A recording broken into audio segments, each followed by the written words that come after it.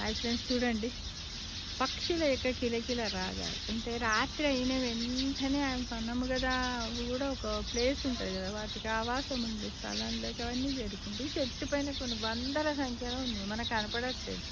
ఈ ఆకుల మధ్యలో ఉన్నాయి మిత్రం, చాలా బాగుంది, అసలే అవ్వపడట్లేదు.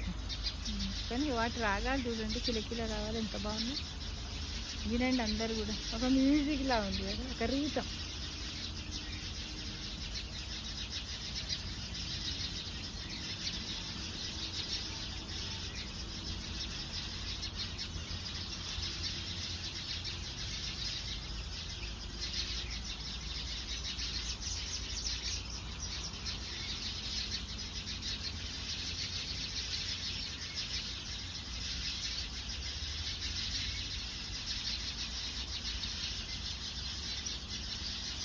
అది పడట్లేదు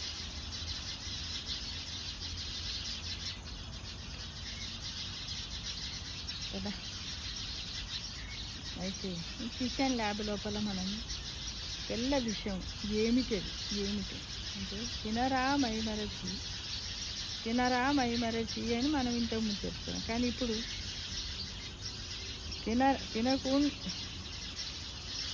తినకూడదు, మైమరచి తినకూడని ఏంటిది అది? తెల్ల విషం. అంటే మైదా పిండి తెలుసు కదా చాలామందికి. ఈ మధ్యకాలంలో మార్కెట్లో జంక్ ఫుడ్ ఎక్కువ మైదాతోనే చేస్తారు, చాలా టేస్టీగా ఉంటుంది కానీ అందరు కూడా దానికే ఎక్కువ ప్రియారిటీ ఇస్తారు మిత్రం. ఇక్కడ గ్రీనరీ చూడండి ఎలా ఉంది. ఏంటంటే గోధుమ గింజలోని జీవసారపు పొరల్ని తొలగిస్తే లోపల ఒక మృదువైన పదార్థం ఉందని మొదట కనుగొన్నాడు ఎవరు? మనిషి. అది నిస్సారమని తెలిసిన రుచి ముఖ్యంగా ఆ మృదువైన మాయకి మైదా అని ముద్దు పేరు పెట్టుకున్నాడు. అర్మేనియన్ మైండ్ అంటే సుకుమారి, అరబిక్ మైదా అంటే విందు భోజనం. పదాలను బట్టి రాజభోజనాలకు ప్రతీకగా మైదా పేరు స్థిరపడి. భారతీయుల రొట్టెలు నచ్చక మొఘలాయి వాళ్ళు, అంటే మన భారతీయుల మీద జొన్న రొట్టెలు గోధుమ రొట్టెలు చేసుకుంటాం, అవి నచ్చక మొఘలాయి ప్రభువు బాబరు నాన్ రోటీలు తయారు చేసే వంట పదార్థాలని ఇరాన్, ఉజ్బెకిస్తాన్ నుండి వెంట తెచ్చుకున్నాడు. వాళ్ళతో వచ్చింది ఇక్కడికి మైదా. మొఘలాయిలకు యూరోపియన్లకు ఇది విలాస రుచి అంట. ఫస్ట్ వాళ్ళు అలవాటు చేశారు, ఇప్పుడు మనం దీనికి అడక్ట్ అయిపోయాం మిత్రమా, అంతేగా. ప్రపంచ యుద్ధాల కాలంలో ధాన్యము కరువు ఏర్పడినప్పుడు తమిళనాడులోని రైసు మిల్లులు మైదాని గోధుమల్లోంచి వేరు చేసే తేలిక పద్ధతిని అభివృద్ధి చేశారు. వెనకొచ్చిన కొమ్ముల్లాగా మైదా జనసామాన్యాన్ని చేరి మన వంటకాన్ని శాసించడం మొదలుపెట్టింది. గోధుమ పిండి నామమాత్రం అయ్యింది. ఆఖరికి బొబ్బట్లు, కజ్జికాయలు, సజ్జ అప్పల్లాంటి సాంప్రదాయ వంటకాలు కూడా మైదాకి దాసోహం అయిపోయాయి. అంటే ఈ మైదానే ఎక్కువ చేస్తారు, అప్పుడు వీటితో చేసేవారు. తెల్లని విషము ఓ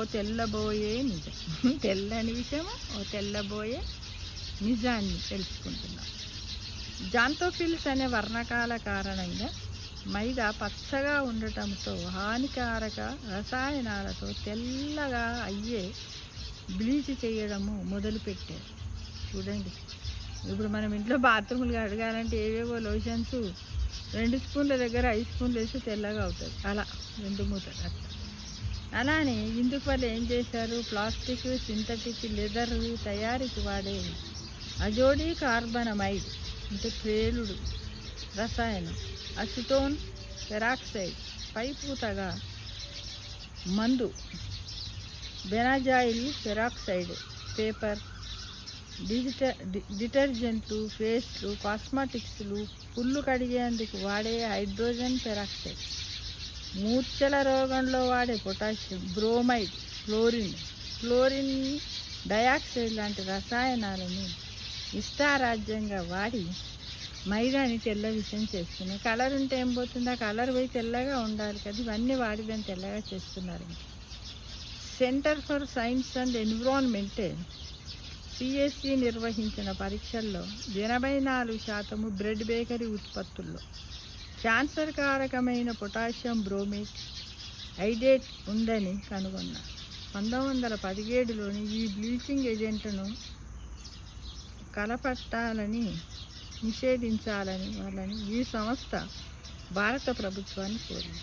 అయినప్పటికీ Australia, Japan, Brazil, New Zealand, Canada, UK, China వంటి దేశాలు ఈ బ్లీచింగ్ ఏజెంట్లను నిషేధించాయి.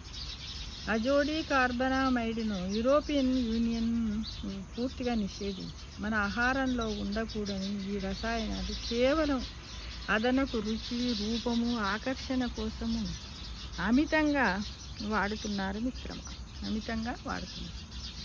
మైదా పోషకాహారం కాదు, స్లో పాయిజన్ అనే విషయాన్ని మనం అందరం గుర్తుంచుకోవాలి. తినకూడదు కూడా. తెలిసి విషయం తింటామా? అలా.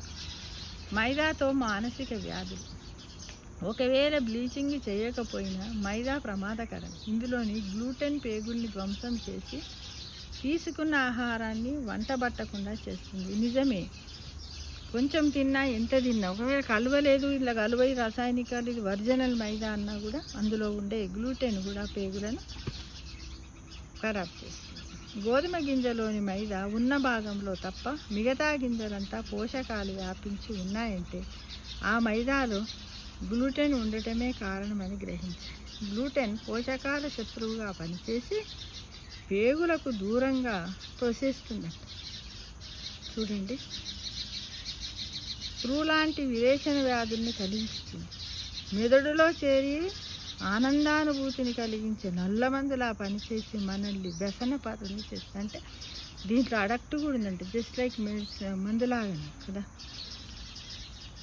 మనల్ని అడక్ట్ చేస్తుంది. అందువల్ల మైదాకి అలవాటు పడితే విడిచిపెట్టలేరిక. షిజోఫ్రెనియాతో బాధపడుతున్న రోగుల్లోనూ, ప్రసవానంతర మానసిక వికారాలు కలిగే వారిలోనూ మెదడు ద్రవంలో, అంటే సెర్బోస్పైన్ ఫ్లూయిడ్ ఉంటుంది మెదడు లోపల, గ్లూటెన్ అవశేషాలని కనుగొన్నారు. మైదాతో తయారయ్యే బ్రెడ్లు, బిస్కెట్లు, నాన్లు, బర్గర్లు, పిజ్జాలు, పాస్తాలు, సమోసాలు, మైసూర్ బజ్జీలు, మైదా స్వీట్లు, పానీపూరీలు తరచు తినేవారికి క్యాన్సరు, మెదడు వ్యాధుల ప్రమాదం పొంచి ఉంటుంది. పేగులు, లివరు, కిడ్నీలపైన దీని చెడు ప్రభావము ఎక్కువగా ఉంటుంది మిత్రమా, ఎక్కువ. మైదా మోహానికి, మార్కెటింగ్, మాయా కూడా ప్రతీక. మైదా విషకోరల్లో చిక్కుకోవలసిన అవసరం మనకెవ్వరికి లేదు. గోధుమని చక్కగా మరపట్టించుకొని పిండి వాడుకోవటం ఒకటే మనము ఈ సమస్యకు చేయాలి. ఎందుకంటే మనం అన్నీ చేసుకోవచ్చు, దాంతో బ్రెడ్ చేసుకోవచ్చు, పిజ్జా చేసుకోవచ్చు, ఇప్పుడు ఇక్కడ చెప్పాం కదా, బర్గర్లు అన్నీ చేసుకోవచ్చు. కాకపోతే ఏంటంటే ఒక కలర్ ఉండదు అంతే, టేస్ట్ పర్వాలేదు. మంచి సమోసాలు కూడా చేసుకోవచ్చు, పూరీలు చేసుకోవచ్చు, మైసూర్ బజ్జీ, అన్నీ ఎవ్రీథింగ్ చేసుకోవచ్చు. కాబట్టి మనం అందరం కూడా ఈ మైదాను పక్కన పెడదాం. మైదా అనేది ఏంటంటే ఒక స్లో పాయిజన్, ఒక అడక్ట్ అనమాట, ఒక డ్రగ్ లాగా పనిచేస్తుంది. కాబట్టి పిల్లలకు కూడా అలవాటు చేయొద్దు, మనం కూడా తినొద్దు. ఇక బ్రెడ్ను కూడా మనం ఏంటంటే బ్రౌన్ బ్రెడ్ అని దొరుకుతుంది, మామూలుగా గోధుమలతో చేసేవి, కొన్ని ఏంటిదంటే మిలెట్స్తో చేసేటివి కూడా ఉంటాయి మిత్రమా. వాటిని మనం తింటే బాగుంటుంది. వాటిని తినడానికి ప్రయత్నిద్దాం. ఓకేనా ఫ్రెండ్స్?